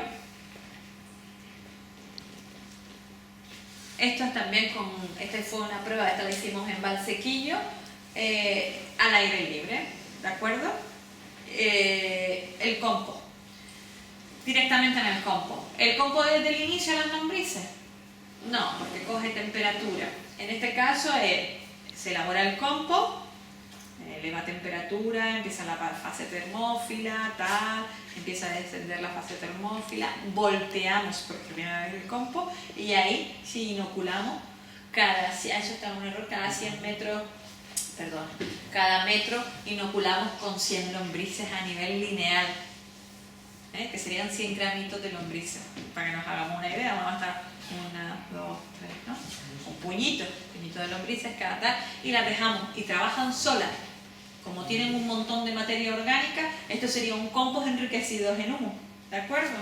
Después las capturaremos para recuperar al máximo la cantidad de adultas que podamos y la volveremos a llevar a una cuna y esa materia orgánica ya estaría dispuesta para echarla al suelo. ¿Me entiendes? Y ahí también se seguiría humedeciendo. Sí, todo igual. Vale. Y si podemos lo tapamos, pues con una malla intentamos proteger al máximo porque es verdad que ahí lagartos no teníamos, pero sí que es verdad que había mucho mirlo, mucho pajarillo, enseguida tiguirí, ahí pegándose el gran banquete. Entonces sí hay que meterle una malla de sombreo bien metida también, porque es verdad que los ratones alguna vez entran, pero en este caso pues lo comían mucho los pájaros. Lo mismo, pero en una circular, entonces hacen con cañizos de esas de cerezo, en una compostera, lo mismo. Estamos en un proceso en la que ya está bastante descompuesto, la hemos volteado, la inoculamos también con lombrices, se trabaja de diferente manera, ¿de acuerdo? En mesas, en altura, se trabaja muy bien en altura. Toda la vida, que no empezó con la bañerita y las lombrices, vamos a ver. Entonces, esta que se llama el bidón tipo canoa y también recogiendo los lixiviados. Y los chalés adosados a 4 aguas también, que están ahora tan de moda, ¿vale? O sea, piso de arriba, piso de abajo, ¿sabes? Arriba vivimos nosotros, abajo los niños pequeños, más abajo los bebés, y que no me den el coñazo, ¿no? Va verticalmente, esto es una lombricompostera vertical, Las diferentes capas son las diferentes capas del proceso del humo. La primera está la materia orgánica, con la mayoría de las lombrices adultas. Abajo ya cae algo de humo de lombriz más otros restos de materia orgánica en las lombrices más pequeñitas. Y abajo ya cae un humo de lombriz ya hecho y con mucha lombriz chiquitita. Y en el grifito abrimos y nos sale el lixiviado. Esto para el mundo urbano, la casa, o el que sea coqueto y curioso. Está muy bien. Vale, desaconsejado, desde mi punto de vista, cada vez la van mejorando, ahora vamos recubiertas de madera para mantener la humedad, tal, pero se empezó con las negras, fatal. El plástico negro atrapa muchísimo los rayos solares.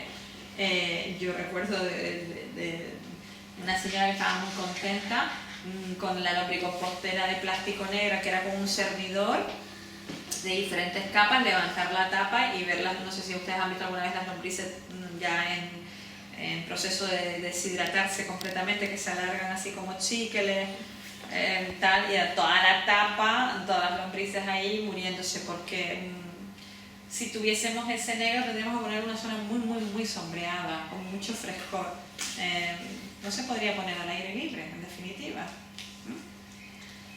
porque alcanza tal temperatura que no. Entonces ya se han mejorado más con otros colores, recubiertas y demás, y esto para el mundo urbano está muy bien. Esta es la Angry Bird, esa que está tan de moda, que vale carísima también. Y bueno. El lixiviado se mantiene un tanto por ciento, ¿no? Porque el grifo no está en la parte más baja del cajón. El grifo está en el centro. Entonces queda un nivel de lixiviado para mantener la humedad de todo. No, el grifo normalmente suele estar en los últimos, exactamente, en el último, lo Sí, que son las patas. ¿Ves que el grifo no está en la parte más baja? Sí, está en la parte más baja. ¿Sí? Sí, el grifo está en la parte más baja. Esto es la parte más baja. Y esto ya son las patas. Aquí ya no hay nada. ¿Me entiendes? Y aquí ya se recogen todos los lixiviados. Y esto es un depósito. Ya, pero te digo que el depósito, el grifo estaría un poquito más bajo, ¿no? Sí, pero bueno, pues son patas para elevarlo de altura, ¿me entiendes? Es una cuestión ergonómica, pero sí, es el último tramo, ya no hay nada más. Ahí ya, debajo del grifo ya no hay nada más. Debajo del grifo nada más que son patas. Sí, pero ves el otro. Sí, pero son patas. El grifo ya es el último escalón. ¿De acuerdo? No.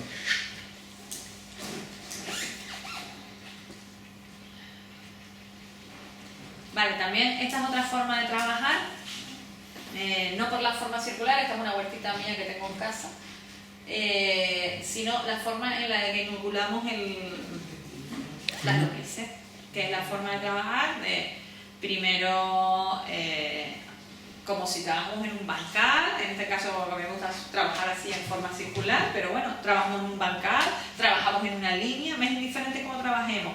En este caso vamos a imaginar una de las porciones de queso, ¿no? Una de las porciones de la huertita, pues se echa primero, se intenta echar un poquito de humo de lombriz porque ellas se alimentan, sobre todo las crías se alimentan del propio humo, no están todavía aptas para alimentarse de materia orgánica. Por eso cuando en una cuna de lombrices, cuando se acaba el alimento, y lo veremos abajo, lo veremos, el ejemplo lo vamos a ver además, el ejemplo lo vamos a ver. Cuando se acaba el alimento, solamente sobreviven las pequeñitas, porque las pequeñitas se alimentan del humo, pero a medida que ellas van creciendo van necesitando más materia orgánica, y también si no tendrían alimento morirían, pero sobreviven las pequeñas. Entonces ponemos un lechito de humo, de lombriz, inoculamos las lombrices, ponemos unos 10 centímetros de estiércol y encima ponemos la paja, humedecemos todo muy muy bien y cultivamos encima. Y las tenemos ahí tiempo, porque aquí no se ara, no se toca, no se remueve nada, sino cuando se acaba el cultivo se deja la materia orgánica, se vuelve a echar el estiércol y no se hace nada. Mientras que no se are, podemos trabajar de esta manera con las lombrices. Estamos abonando humus constantemente, y otra, ¿me entiendes? Y no se van. Y no se van porque tienen alimento. Del momento que dejemos de echar alimento, o deje de haber cubierta vegetal, o deje de haber humedad, tapado del sol y tal, sí se iría. ¿De acuerdo? Ana, sobre todo morirían. y si tenemos un árbol, ponemos un pequeño núcleo de lombriz, sí, y de vez en cuando le aportamos materia de vez en orgánica. cuando no tendrías que ir aportando materia orgánica porque comen que no veas. Sí. Sí, aportarle también Sí. cáscaras de plátano, ese tipo de historia, Sí. directamente donde está el árbol. Si está tapado, luego encima le pones un acolchado de paja y tal, normalmente se quedarían ahí. Se quedarían. Se quedarían ahí. Sí. A mí me ha funcionado. Yo hice la prueba y a mí me gustó esa forma de trabajar. Yo tengo un núcleo chiquitito. O sea, yo tengo dos barras, ¿cómo se llaman las esas de que se le van a la ropa antes? Pilete. Tengo dos piletas antiguas de esas, no sé de las modernas, sino de las antiguas, de piedra. Y estaban ahí de decoración, y ahí tengo yo las dos de lombrices. Y con encima, como la pileta va soltando los lixiviados, ellas no pueden crecer mucho, no se pueden desarrollar mucho. ¿Por qué? Porque el espacio es muy limitado. ¿Me entiendes? Entonces, lo que hago es que voy sacando y voy poniendo donde me apetece. Y siempre mantengo el núcleo vivo. ¿Me entiendes lo que les digo? Y luego sí, luego cosechamos de las dos piletas. De las dos piletas hemos sacado hasta 3 sacos por pileta. ¿Me entienden? O sea que al año, Al año.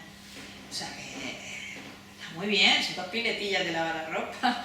O sea que yo más contenta con 8. ¿no? Mira, tengo una duda. Sí, niña. Cuando tengas que sacar, ¿qué tanto por ciento sacas? ¿A qué te refieres? ¿En producción? ¿Del humus? Sí. Cuando ya está hecho ya. Sí. ¿Qué tanto por ciento sacas de ¿Sacas todo ya? Sí. Todo, al Sí. completo. Lo ciñes. Dejas todo. un poquito, dejas una capa. Una pequeña capa Claro, para las pequeñas. Para las pequeñas. Claro, yo Vale. lo haría así, yo la vaciaría completo. La vaciaría, le dejaría una altura de 10-15 centímetros de humo Sí. y volvería a empezar con toda la alimento. Otra vez el Sí, mismo proceso. correcto. Vale. Porque podemos trabajar de dos maneras, buena pregunta, podemos trabajar de dos maneras, vertical o horizontal. ¿Vertical cómo sería, compañero? ¿Vertical? Sí, pues como la forma de las composteras que vimos antes, Sí, es verdad. ¿de acuerdo? Por departamento. Sí, a veces no hay departamentos y tienes que... vamos a ver. Uno solo. Un canecón grande, que es lo que tienen por ejemplo aquí abajo, unos macetones grandes. Lo que pasa es que también, si vamos a hacer curiosidades, también seamos curiosos de que tenemos que sacar el humo de alguna manera. Entonces al canecón lo ideal es hacerle una compuertita a la punta de abajo, para yo abrir, ir sacando, no tenga que coger el super canecón y a ver cómo me lo monto, o ahí con la pala. ¿Me entiendes? Tenemos que trabajar ergonómicamente también, ¿verdad? Tenemos que, vale, pues tenemos un canecón grande, un macetón grande, y yo empiezo. Por ejemplo, trabajo verticalmente con un canecón, pues empiezo, le pongo una pequeña capa de grava, porque siempre la grava hace que lixivie, o sea, haya una buena escorrentía de los líquidos, ¿de acuerdo? Le haría una compuertita abajo, para poder sacar sólido y le haría una compuertita lateral con una tubería para sacar los líquidos. Ya está, ya tenemos nuestra compostera. Trabajamos verticalmente, que pues yo le voy poniendo comida. Primero le pongo, lo ideal siempre es, cuando compremos el núcleo, compramos también un saquito de humo. Además, ese humo lo han hecho esas lombrices, o sea, es su propio alimento. O sea, no va a ser el shock, no va a haber un estrés de incorporarlas con un alimento nuevo, pueden haber muchas bajas. Compramos un pequeñito saco de humo de chiquitito de 4 o 5 kilos, compramos el núcleo, o si tenemos algún colega que nos dé un puñito, pues lo hacemos de la misma manera. El puñito que venga con humo y tú con la comida ya la tienes preparada. Graba, ponemos el humo, ponemos las lombrices y arriba le ponemos el alimento. ¿De acuerdo? Ellas comen y te vas a dar cuenta de que ese alimento va desapareciendo y tú lo que vas a ver ya es ese color oscuro, negruzco que tiene el humo y vuelves a incorporarle comida. Si se supone que tú tienes 1000 lombrices, pues aproximadamente unos 800 gramos, 1 kilito, le voy echando diario, poco a poco, va subiendo y ellas van transformando, hasta que lleguen hasta la punta de arriba, ¿verdad? Entonces todo este humo ya está hecho. Abrimos la compuertita, lo extraemos y ya está apto para aplicarse. ¿Me entiendes? ¿No se le pone nada de tierra? No tienes por qué, no hay necesidad de ponerle en tierra. Hay gente que sí que trabaja con tierra, Es verdad. Sí, es verdad que hay mucha gente que trabaja con tierra, no me parece mal. Hay mucha gente que trabaja con tierra. Tierra y estiércol, lo que digo. Bien, no pasa nada. Bien, para tenerlas más mimadas ahí, como si se sintieran como en casa. Sí. No, sí que hay mucha gente que trabaja con tierra también, Sí. Ana, Pero con el alimento solo eso va bien, no pasa nada, ¿de acuerdo? Va perfectamente. Sí. el incorporar cartón, Sí, ¿por qué no? lo que han dicho es que no tenga tinta, que no... Todo, pero son el compost, por ejemplo. Vale. Sí.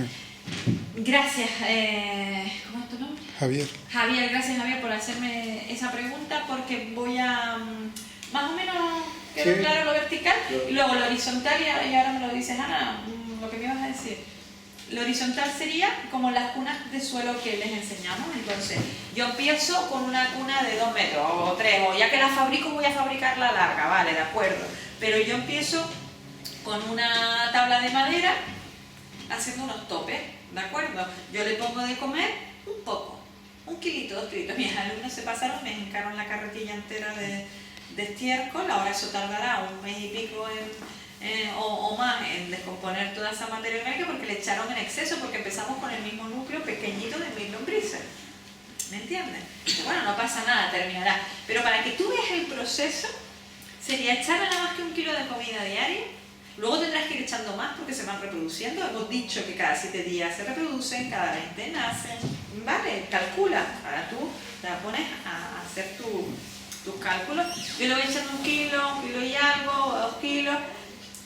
Y voy caminando así, verticalmente, hacia adelante. O sea, yo les pongo ahora la comida aquí y ellas van a ir a la comida. ¿Y qué van dejando detrás? El humus hecho. ¿De acuerdo? O vertical o horizontal, cualquiera de las dos. Estupendo. Con respecto a la comida, chicos, con respecto a la comida es muy importante. Todo es importante, es muy importante, muy importante. ¿Qué coletillas tengo? Vale. Tener muy en cuenta el hecho de que la calidad del humus es la calidad del alimento que le vamos a aportar, ¿de acuerdo? A las lombrices. Yo que desde mi punto de vista, si lo que quiero es rentabilizar mis cultivos, tener unas producciones interesantes, unos calibres en condiciones, ¿vale? Etcétera, etcétera, unos frutales sanos, además con un sistema inmune reforzado, patatín, patatán, me lo voy a currar todo desde el compost. De ahí viene el vermicompostaje, la lombricultura o vermicompostaje. Desde el compost donde yo puedo trabajar todos los elementos. Yo quiero un compost enriquecido en potasio, quiero un compost enriquecido en calcio. ¿Recuerda que lo estuvimos viendo? Pues le echo ceniza, le echo, yo qué sé, los helechos, la consuelda, lo enriquezco en esto, le meto tal mineral, le meto tales estiércol, le meto gallinaza y tengo un compost que es una bomba. Si yo ese compost se lo doy de comer a las lombrices, tengo como resultado un magnífico humo de lombriz. Esa puede ser una opción, hacer toda la transformación en una pila y que esa pila sea la que la coman las lombrices. O también puedo trabajar desde los estiércoles a las materias orgánicas, pero esas materias orgánicas tienen que estar en un proceso elevado de transformación, ¿de acuerdo? Tienen que estar muy descompuestos. De nada me sirve echarle una cáscara de plátano entero o triturados y que estén cachos enteros, ellos no se van a comer eso. Entonces todo se ralentiza, por eso vemos que nuestro vermicompost no avanza, no se desarrolla tanto, no crece tanto. Eso de que estás diciendo ahí no es verdad, es que yo nada más que tengo esas poquitas y ahí me quedo. Que es que tenemos que darle de comer una materia orgánica muy descompuesta, y una de esas muy descompuestas sería unos estiércoles bien compostados o unas pilas de compost, un compost currado, encima currado por nosotros con los materiales que nos dé la gana utilizar. ¿Se hacen un poco la idea de lo que les quiero decir? Vale, pues hasta aquí está ok. Vale, miran esa especie de redecilla de tamizado, ¿sí? ¿Vale? O una malla de sombrero de toda la vida también nos serviría, ¿vale? A la hora de cosechar las lombrices, obviamente se van a ir al suelo, un montón de cocones, un montón de lombricitas pequeñitas y demás. Eso no lo podemos controlar porque va en el humus. De hecho, el humus, cuando nosotros lo compramos, viene cargado de lombrices también, a veces vivas y a veces muertas. Pero eso es así. Pero vamos a intentar recuperar el máximo de lombrices para cuando vayamos a hacer la cosecha. ¿La cosecha de qué? Lombriz. De humus. Claro, correcto. Pues ponemos el tamiz, la redecilla. Primero las dejamos sin echar, dejamos de echar comida varios días, ya no las alimentamos más porque ya tenemos casi todo ya hecho de humus, ¿de acuerdo? Le ponemos una redecilla encima y encima de la redecilla ponemos un montículo de comida, ¿de acuerdo? De estiércol, de la comida que nosotros le estamos acostumbradas a darles de comer, ¿de acuerdo? Ponemos el montículo encima y ellas van a ir todas ahí. ¡Fua! En 2-3 días podemos hacer una cosecha importante de lombrices. Levantamos la redecilla y están todas o enganchadas en la red o todas agrupadas debajo de la comida. Las cogemos y las ponemos otra vez al inicio de tal, o las separamos durante un momento para poder vaciar todo el espacio que tengamos X de humus, ¿de acuerdo? Pero antes de utilizar ese humus pasaríamos un cernidor, ¿de acuerdo? Capturamos muchísimas masivamente así y aún así después capturamos adultas con el cernidor. Y el cernidor también porque quitamos piedras o las típicas tipas de las frutas, que eso no se descompone ni a patadas, ¿no? Los huesos, ¿no? O a veces echan sin querer, por ejemplo, cáscara de nueces, o eso no se descompone, ¿no? Vale. Pero sobre todo es para capturar otra tanda más de lombrices, ¿de acuerdo? Que es un trabajito, sí, es verdad. Si no lo queremos hacer, no lo hacemos y las capturamos así y ya está. ¿Me entienden? Cosecha 2 veces al año. Y bueno, aquí les pongo las dosificaciones más o menos estandarizadas. Como ya les dije, dependiendo de... Entonces, si en un principio le pones estiércol, puedes estar tiempo sin ponerle comida, sobras de la casa, ¿vale? Vamos a ver, depende de los objetivos. Si tú quieres reciclar las sobras de la casa, se las pones. Lo que pasa es que no todas las sobras van a poderlas transformar. Yo iría acumulando las sobras de la casa en un bidón aparte, cerca de donde están las lombrices, y cuando haya un proceso ya de descomposición, es cuando ya se las echo, porque es cuando se las puede comer. Si queremos que haya un proceso acelerado, ¿me entiendes? Si no, esas sobras de la casa tendrían que descomponerse primero y después ellas alimentarse de ellos. ¿Sí? ¿Y las cáscaras de huevo se le puede...? Pero ahí ¿Y tendrían que ser bastante machacadas. Los Los cítricos no suelen ser convenientes para ni el compost ni el lombricompostaje tampoco, por la carga de ácido cítrico. ¿Y el ácido cítrico qué es? Venga, enfermera, ácido cítrico. No solamente por eso, es bactericida potentísimo. Los ácidos cítricos son potentes bactericidas, ¿no? Entonces no suelen ser recomendados, pero yo sí le puedo poner una naranja en descomposición, pues claro que sí. Pero no las mata, ¿no? No, no las mata. Si son cantidades y nada más que pones limones, pues sí. Vale. Bueno, chicos, dosis. Aquí tienen dosis. Aquí también tienen una tabla.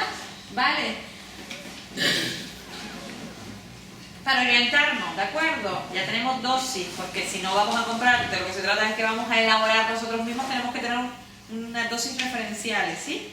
Y ya las tenemos un poco aquí.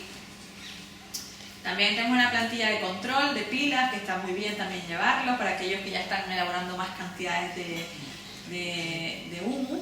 Y bueno, ya hablamos un poquito de los depredadores al principio, que son de